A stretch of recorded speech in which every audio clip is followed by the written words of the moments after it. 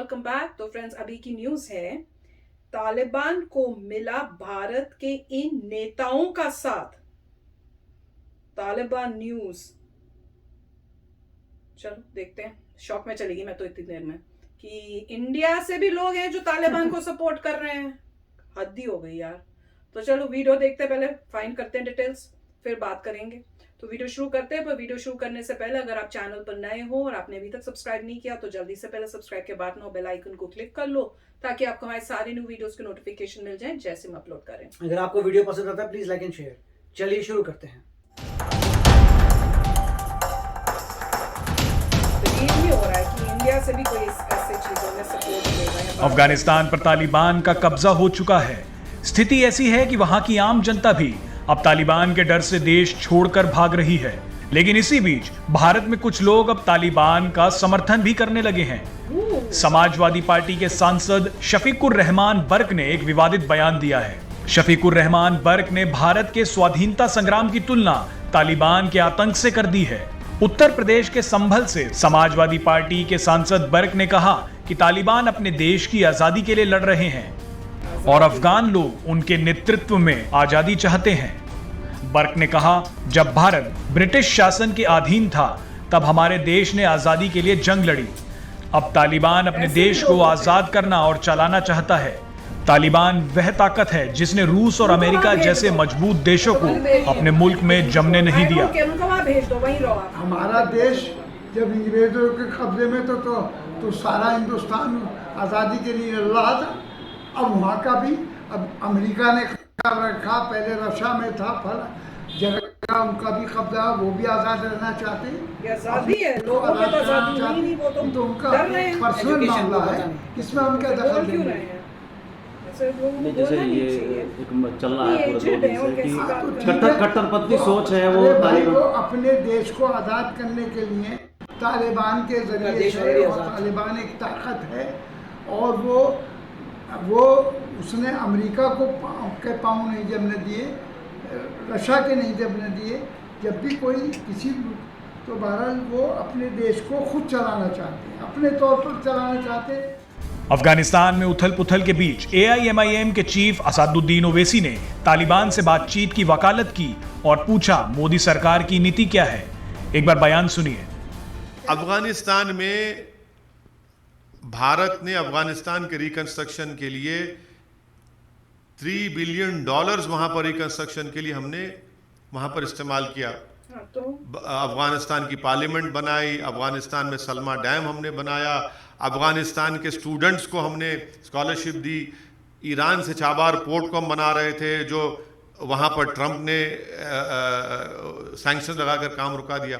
मगर 7 साल मोदी सरकार, 10 साल मनमोहन सिंह की सरकार और अटल बिहारी वाजपेयी की सरकार के भी आप 3 साल उसमें शामिल कर लीजिए, और हमारा एयरक्राफ्ट वहाँ भारत से उसको हाईजैक बनाकर हॉस्टल जाकर कंधार में रखते हैं।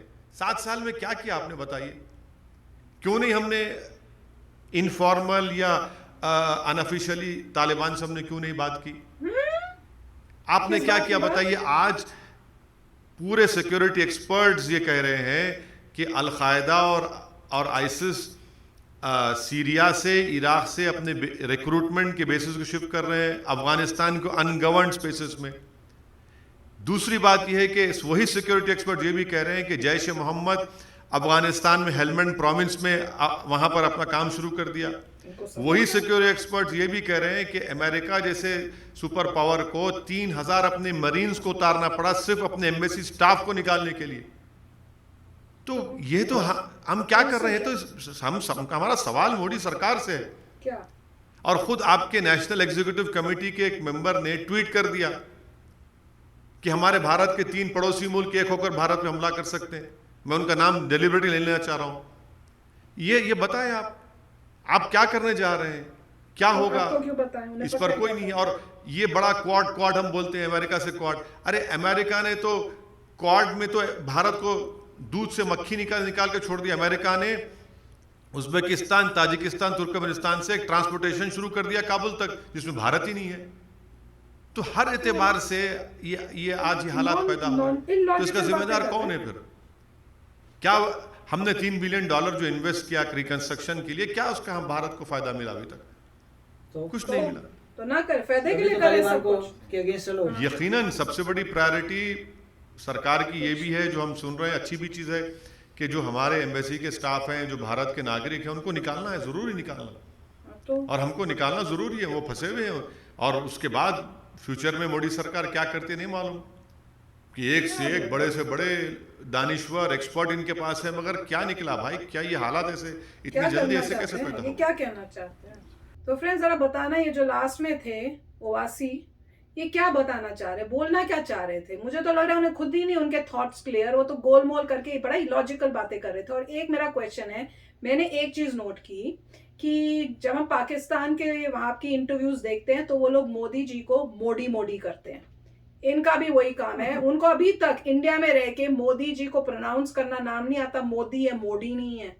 तो ये क्या उन वहां से आए हुए हैं, पाकिस्तान से आए हुए हैं क्या, जो उनको मोदी बोलना नहीं आ रहा, मोडी मोडी कर रहे हैं? मैं तो हैरान हो गई सुनकर। पता नहीं। वो बिल्कुल, वो जैसे पाकिस्तान में हमने जब से हम लोग शौक होते थे मोडी मोडी क्या कर रहे हैं, वो तो लग रहा है कि भैया ये भी वहीं के ही हैं। और जिस तरह से वो कह रहे हैं कि तालिबान से बात करनी चाहिए, क्या बात करनी चाहिए? आप टेररिज्म के साथ, जो इस दहशतगर्द हैं, उनके साथ बात करोगे? क्यों करेंगे भाई? इंडिया है, हम इंडिया, ओके, हम बात नहीं करेंगे, हम आंसर देंगे अगर वो कुछ करेंगे। और बार बार ये जो हमने इन्वेस्ट किया अफगानिस्तान में, ये एक नया गेम शुरू हो रहा है जी, कि ये दिखाने के लिए हमारी इन्वेस्टमेंट खराब हो रही है, ये हो रही है। मतलब आपको बड़ा दर्द है, बाकी लोग जो हैं गवर्नमेंट में, बाकी उनको दर्द नहीं, आप ही सारा दर्द आपको लुक पड़ा हुआ है। जो गवर्नमेंट ने किया, अगर जहां इन्वेस्ट किया था वो अच्छा काम किया होगा, तब भी आपको प्रॉब्लम हुई होगी। अब ये हो रहा है तो मतलब आपको तो कोई प्रॉब्लम बोलनी है। और अगर वो इन्वेस्ट किया था तो अब उसमें प्रॉब्लम क्या है? अभी आपको ये लग रहा है कि वो पैसा खराब हो गया क्योंकि अब तालिबान आ गया, इसलिए हम बातचीत करें तालिबान से ताकि हमारी इन्वेस्टमेंट चलती रहे। तालिबान एक ऐसा ग्रुप है, वो किसी के साथ बातचीत नहीं करेगा, उसकी थॉट ऐसा है कि उसको किसी के साथ भाईचारा नहीं करना, उसने हर जगह पे खून खराबा ही करना है। तो आई डोंट नो, बहुत इलॉजिकल बातें कर रहे थे दोनों लोग जो थे, दोनों ही जो इलॉजिकल थे। और जिसको परेशानी हो रही है और कह रहा है कि तालिबान से बातचीत करनी चाहिए या कुछ उस टाइप से, उन्हें कहो आप वहीं जाके रह लो, आप रहो, आपको पता चल जाएगा जब तालिबान आपके साथ वही करेगा जो वो अपने वहां के लोगों के साथ कर रहा है। सिंपल। राइट। तो उसमें पहले वाले जो भाई साहब थे समाजवादी पार्टी के, मेरे ख्याल से उनको पता नहीं था हो क्या रहा है, तो वो That is their problem, उनकी उनको पता प्रॉब्लम नहीं है, था, नहीं उनको पता ये तो समझ नहीं आ बोलो रहा नहीं। कि अफगानिस्तान ऑलरेडी इंडिपेंडेंट था। उनको एक कॉन्सेप्ट समझ नहीं आया कि जो अफगान गवर्नमेंट थी वो अफगानिस्तान की गवर्नमेंट है, और ऐसा नहीं है कि अफगानिस्तान अमेरिका से इंडिपेंडेंस ले रहा है। अफगानिस्तान ऑलरेडी इंडिपेंडेंट कंट्री है। तालिबान एक मिलिटेंट है जो पार्टी बना के इलेक्शन लड़ने के बदले मिलिटेंसी से आ रहा है। तो मेरे ख्याल से उनको कुछ कॉन्सेप्ट कुछ पता भी नहीं नहीं था, पता। और इसीलिए दुख होता है कि अगर ऐसे लोग आप पार्टी में पार्टी में आते हैं, ऐसे लोग मिनिस्टर्स बन जाते हैं, तो क्या होगा देश का, कंट्री जहाँ का पे क्या होगा? आपने अनएजुकेटेड लोगों को उस पोजीशन पे रख दिया। पहली बात तो ये, अनएजुकेटेड, उनको पता ही नहीं लाइफ में हो क्या रहा है, और वो एक लीडर अपने आप को कहते हैं। तो मेरे ख्याल से वहां पे कमी एजुकेशन की है। उनको और शायद जिन्होंने उनको लीडर बनाया, उनको इन्फॉर्मेशन मिलनी चाहिए, उनको बोलना चाहिए कि नॉर्मल इन्फॉर्मेशन न्यूज़पेपर से मिलती है, जगह जगह आप देखते हैं इंटरनेट में, आपको ये सब चीज़ें आनी चाहिए अगर आप मॉडर्न कंट्री के लीडर हैं तो। पहली बात। दूसरे वाले जो भाई साहब थे, उनको पहले तो मोदी जी का प्रोनाउंसिएशन ठीक करना पड़ेगा, फिर आगे आना बात चाहिए। करें। उसके बाद दूसरी बात यह है कि वो ये जो भी करें, तालिबान से बात करें या नहीं करें, वो दूसरी बातें पता नहीं क्यों बीच में लेके आने जो इररेलेवेंट है। बिल्कुल वही तो। तालिबान से बात करनी चाहिए। तालिबान से हम इसलिए बात नहीं कर सकते क्योंकि वो लेजिटिमेट नहीं है रूलर। हम उनको एग्री नहीं करते, हम उनको बोलते हैं कि वो हम उनको कोई महत्व नहीं देते। यू आर नोबडी है वो हमारे लिए। जैसे इंग्लिश में कहते हैं रिकॉग्नाइज नहीं करते हम उनको, हम रिकॉग्नाइज नहीं करते, हम कहते हैं हम तुम्हें नहीं मानते कि तुम लीडर हो, इसीलिए बात नहीं हो रही। अगर आप बात करेंगे तो आपने बोल दिया कि हाँ भाई तुम ही एक्सेप्ट कर लिया कि आप लीडर हैं। तो अभी इंडिया एक्सेप्ट करने को विलिंग नहीं है। वो कहता नहीं, हम तुम्हें लीडर मानते ही नहीं है उस कंट्री के, क्योंकि तुम मिलिटेंट हो, तुम डेमोक्रेटिक नहीं हो, तो उस तरीके से नहीं है। अब कुछ न्यूज़ ये भी आने लगी हैं कि तालिबान, पुराना वाला तालिबान दिखने लग गया है। बीच में कई न्यूज़ें आ रही हैं कि कहाँ पे किसी लेडी के डोर पे नॉक कर करके अंदर जाके पूछो, उसने नहीं खोला तो गोली मार दी उसे, ऐसा कुछ हो गया।